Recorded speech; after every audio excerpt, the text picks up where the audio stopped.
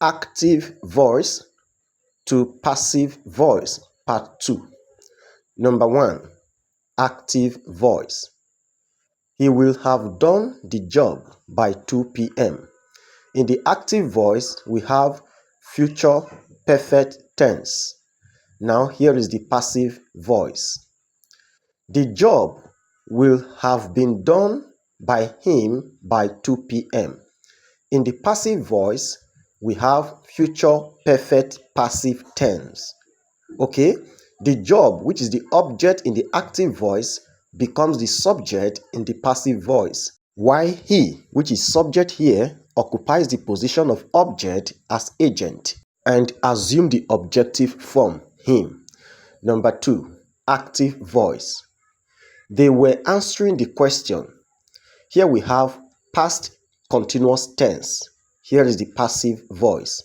The question was being answered by them. In the passive voice, we have the past continuous passive tense.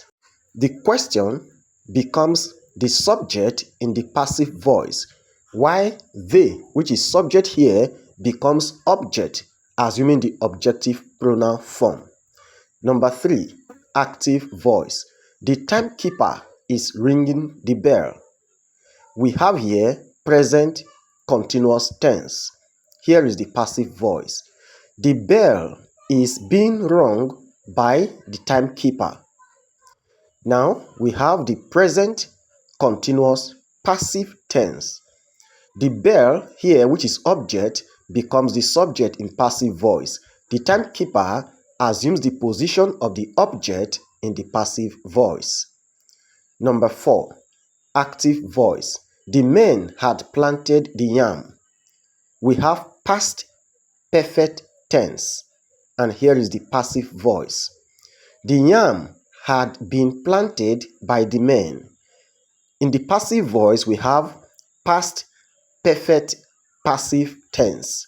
The yam becomes the subject here, while the men assume the position of the object in the passive voice. Number 5, active. The teachers are discussing the matter. Here we have the present continuous tense, and here is the passive voice.